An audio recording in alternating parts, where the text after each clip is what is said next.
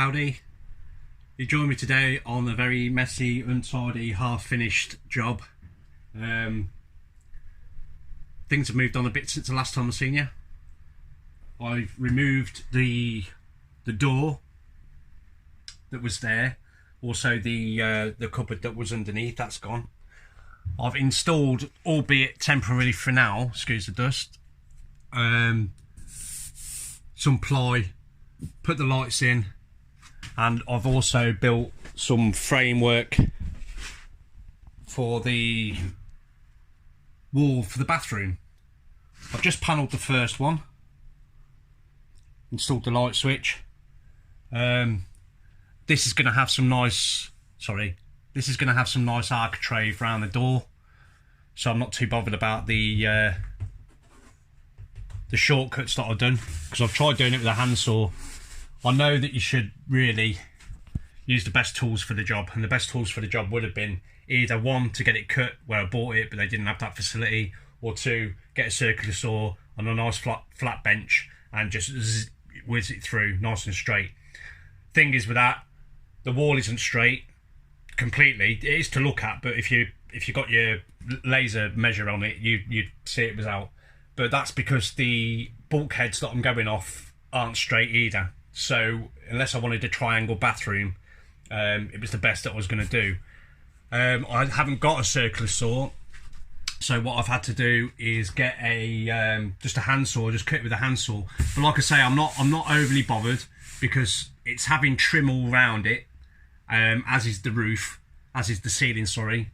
So it will look all nice and neat and tidy when it's finished. But you know, as we go through, it's make do amend, I'm afraid. Not bodge, but you know, get it as good as you can with the tools that you've got in the space that you've got. So that's where we stand for now. Let me show you where I've got to for now. I've removed also the rest of the tile from this kitchen wall. I'm going to spin this camera around because I'm not even pointing it where it should be. Hang on a second. There you go. So I've removed all this tile. I've also removed the big ceramic floor tiles, which weighed a ton. They, luckily enough, they were sitting on like a plywood subfloor. So the adhesive that was used, although it was absolutely rock hard, this stuff, I could just rip up the old subfloor, which is what I've done. So they're the baseboards now to the boat. Underneath that's the ballast, underneath that's the drink. So the plan is to put some underlay down, and we're going to carpet right up to where the kitchen door used to be, including the wall, because we found that keeps condensation at bay, and it also just feels nice and cozy, and a little bit warmer as well. Obviously I've moved the lighting, so the light switch for the living room, this half of the living room, was here. That's now been moved because the way it was before, it had been bodged a little bit, and the wire for the lights used to run down the door frame rather than behind the tongue and groove. So I've fit it all in properly now. That's hidden all the wires, so we've got light in here. That's lovely. Also found a loose connection while I was at it, so that was a good job. Again, here on this corner, sorry about the shadows, on this corner is going to be a 90-degree corner trim leading onto the kitchen wall. Obviously I've still got to prep and figure out what I want to do with this wall. It was tiled originally because obviously it's quite close to the oven. Not that I'm worried about the heat, because these modern ovens don't give out any heat around the sides and the back. It's just purely from the front, so I'm not bothered about the heat safety side of things. Just wondering, you know, what I can do to make it a little bit smarter. But yeah, so that's where we are at the minute. The boards I bought was 4mm ply. I know really, with it being a wall, you could do with something a little bit more substantial, but the thing is, it's not even like a bulkhead. It's only a little dividing wall, like more of a privacy wall than anything else. It's never going to have anything hanging off it or joined to it, so it's perfectly adequate for what it was. An 8x4 sheet, 4mm, was £9. So I've bought 3 of them. That's going to be more than enough, because I need to do both sides of both walls in the bathroom, obviously, and then there was the other piece that went on the ceiling. When it comes to the lighting, I'm struggling, because obviously you'd like to keep it in line with the others, really, if you can. I can't do that, because if you can see where this is bowing here, above this is my side hatch where the roof hatch opens up. So this is only temporary, because what I'm going to do is obviously I'm going to cut that back out to where I've started the cut there, which is like a semicircle, insulate it and then board that as well. So we'll be able to use the side hatch properly. I mean, we can use it now, no problem, but you know, if I'm going to do something, I want it done well. So yeah, so that's where we are for now. I'll catch back up with me in a bit, and I'll hopefully have this one entire side of the wall done. Door wise, I'm just going to do what I did last time. I've butchered that door that was in the kitchen and fitted it across the bedroom, just purely to keep Henry the Mutt off our bed when we're trying to sleep at night, and it worked last night, so that's a job's a good one. It wouldn't have fitted the bathroom, so yeah, but I'm just going to do the same as I did for that. People say you shouldn't use MDF in the bathroom. Well, that's been up for a year and it's not warped or bubbled or delaminated. The big cut you can see that's took out of it is what I've done, so I could get it into that gap. But yeah, I mean, I think I paid, I think it was about 16 quid for a 2x4 metre, a 2x4 metre sheet, and they just cut it up for the size that you want. So I'm going to do that there, and like I say, once I've got the trim on and around, it should look all right. Right, I'm going to crack on. Right, so here we are then. Not looking too bad. Not looking too bad. Putting this wall in, it allows us to have, because we've got a cassette toilet obviously, it allows us to have it this way. So on this side, which is in now the corridor, or will be once I get the door on, we'll have a little hinged flap there, so we can take the cassette in and out without having to move the toilet every time. Right then, job wise, obviously I've still got some finishing to do. There's some trim to put up in the corners. There's some trim to go on the architrave, and trim to go on the corners of the walls. We've got a carpet, put flooring down, and this is sagging, but that's for a reason, because above here I've got a semicircle hatch, which needs to be cut out, because the hatch on the top of the boat opens right out, so that'll have to be trimmed back and done, but for now it'll do.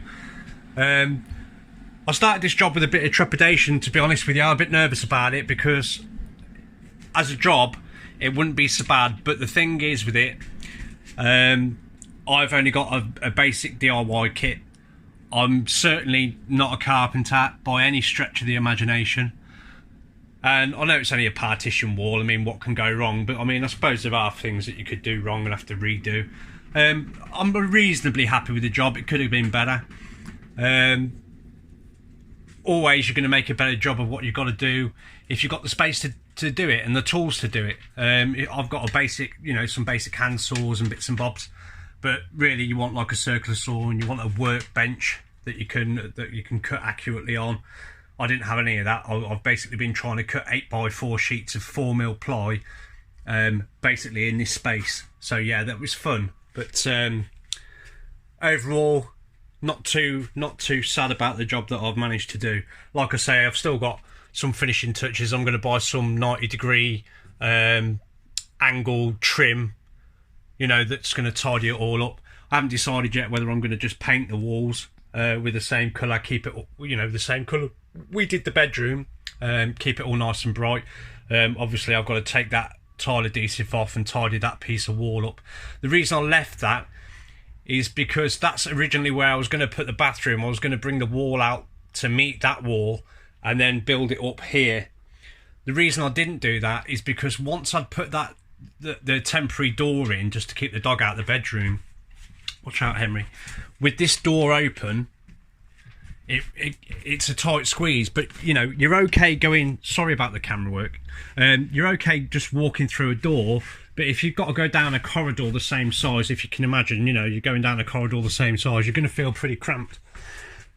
So because, like I've said previously, we're not ones for hanging about in the bathroom too long. We go in, we get clean, do our business, and we're out again. We're not, Mags ain't one for sitting in there and doing her hair and makeup for hours on end. So I took the decision that we'd need more space in the corridors. We'd be using it a hell of a lot more than we would the bathroom. Plus, when you've got one of these who likes to trip you up at a moment's notice, the more foot space you've got, the better. Right, cost wise, hang on a sec. Right, cost wise, timber, I bought a pack of a bundle of 10 batten, 2B1 batten. I think that was about 16 quid, 17 quid. It's not planed or sanded, it's just rough batten, but that's, I didn't want anything, didn't need anything else than that. The plyboard was £9 a sheet, there was 3 of those. So that what we're talking now, 16, 27, 35, 50, and with all the little bits and bobs, new packet of screws, bag of panel tacks, some L-shaped brackets to attach the batten to the existing walls. Yeah, and that's it. So probably all in, from job start to job finish, we're probably looking at about 50 quid. Not more than that. Maybe a couple of quid here and there. Who knows? But yeah, I mean, what it's going to allow us to do is, like I said before, is, you know, we can now use this side hatch behind me in the summertime when it's boiling up. We can get that open and have a poo in peace without being perved on. So yeah, that's the thing. Right, next job. Well, I say next job. What we've got to do now is sort the bathroom out. This sink unit's got to go. We're going to replace that with a small hand basin sort of in this corner. The shower tray then has got to go because we're getting a small one. I've got to clean it before Mags gets home. We're getting a smaller one, so which will allow us to have, hang on a second, I'm going to spin you around. We're going to have a smaller one, 600 by 600, and then what that'll do is that'll give us a space of about, technically, yay big. And what I'm going to do then is have another wall and some partition, like pigeonhole shelves, where we can roll towels up and have towels, you know, down the side, because they take up a lot of space, our towels, so having a designated place for them would be brilliant. So that's that. The actual shower itself is quite a good one, so we're going to keep that. What I might have to do when I take these tiles off the wall is I might have to move the controls over so it's central. The same goes for the shower head, just move that over as well. And then it's retile, and then it's the flooring. I mean, the next job obviously is just to make myself a little door, but I've done that before. I'm not worried about that. It's a piece of cake if you can get nice straight cuts. So I'll certainly be cutting it elsewhere and bringing it onto the boat. But yeah, so for now that's it. I mean, that's project bathroom as far as I've got today. Yeah, so just like I say, few bits of tidying up, but nothing that I'm too worried about now. They're stuff that can wait until we've got the funds available. Yeah, so thanks again for joining us. I dare say, like I say, this wasn't this video isn't a how-to. None of my videos are a how-to, unless it's something like mechanical or something that I know something about. But you know, fit outs, there's going to be a million people that can do a better job than what I'm doing, but we're happy with it. That's the main thing. It's livable, it's nice, it's neat, it's tidy, and we're getting what we need to get done. So yeah, great. Give us a thumbs up if you want to. Thanks to subscribers. Also, I've got a couple of new subscribers during the week. That was nice to see. And yeah, I'll see you next time. Keep trucking.